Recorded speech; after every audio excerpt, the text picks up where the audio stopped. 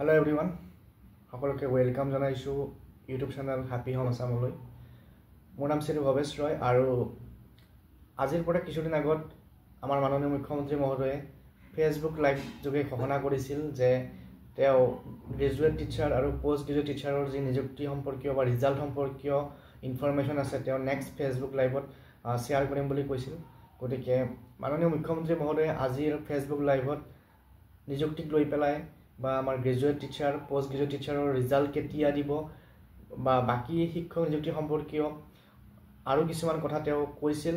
গতিকে এই Facebook live যোগে আমি গম পাইছোঁ যে কেতিয়া ৰিজাল্ট দিব বা ডকুমেণ্ট ভেৰিফিকেশ্যন হ'ব কেতিয়া হ'ব, কেতিয়া এপইণ্টমেণ্ট হ'ব, এই গোটেই কথাবিলাক তেওঁ ফেচবুক লাইভ যোগে প্ৰকাশ কৰিছে। গতিকে এতিয়া আহক আমি চাওঁ তেখেতেনো ফেচবুক লাইভ যোগে কি কৈছিল।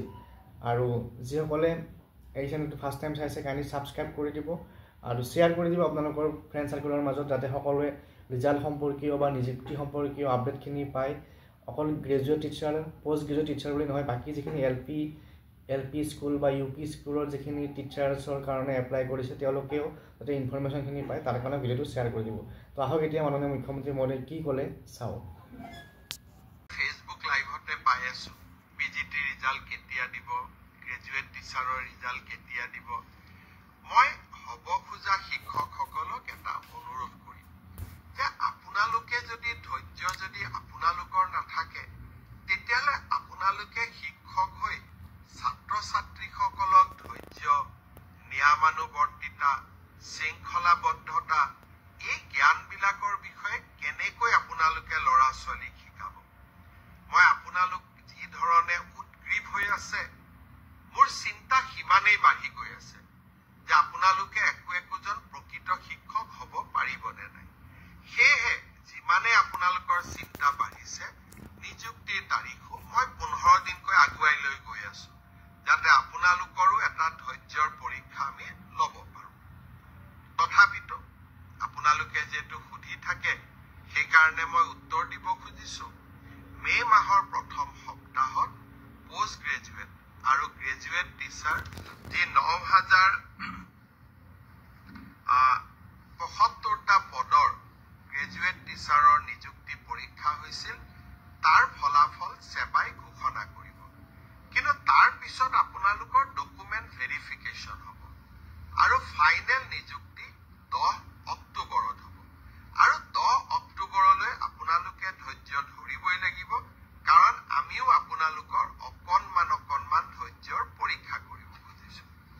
ঠিক সেইধৰণে যিসকল শিক্ষকে মোক সুধি আছে 5,550ৰ লিষ্ট কেতিয়া দিব, আপোনালোককো মই 550ৰ লিষ্ট কেতিয়া দিব, আপোনালোককো মই জনাব খুজিছোঁ যে এপ্ৰিল মাহৰ ভিতৰত আমি আপোনালোকৰ ডকুমেণ্ট ভেৰিফিকেশ্যনৰ কাম শেষ কৰিম। মে' মাহৰ পৰা আপোনালোকৰ প্ৰভিজনেল লিষ্ট ওলাব, কিন্তু নিযুক্তি 10 অক্টোবৰত হ'ব আৰু তেতিয়ালৈকে আমি সকলোৱে ধৈৰ্য ধৰিম। কোনোবাই ক'ব পাৰে যে নতুন নিযুক্তিৰ ল'ৰা ছোৱালীয়ে যদি ইমান দেৰিকৈ দিওঁ তাতো পোষ্ট ল'ব নেকি? নহয়, নতুন নিযুক্তিৰ তালিকা 10 অক্টোবৰৰ পিছত ওলাব। গতিকে 10 অক্টোবৰত যিসকলে নিযুক্তি পাব তেওঁলোকে স্বাভাৱিকভাৱে নতুন নিযুক্তিত LPৰ শিক্ষক LPত অৱতীৰ্ণ হ'ব নোৱাৰিব, কিন্তু তেখেতসকলে UPৰ পৰীক্ষাত বা আপাৰ প্ৰাইমেৰীৰ মেৰিট লিষ্টত তেওঁলোকৰ নাম ডেফিনেটলি অন্তৰ্ভুক্ত হ'ব পাৰে। গতিকে মই সকলোকে ধৈৰ্য ধৰিব ক'লো।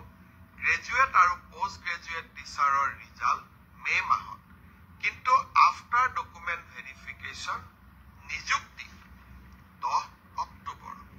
তেনেকৈ LP MEৰ 5,550ৰো ডকুমেণ্ট ভেৰিফিকেশ্যনৰ কাম এপ্ৰিল মাহত আমি সমাপ্ত কৰিম।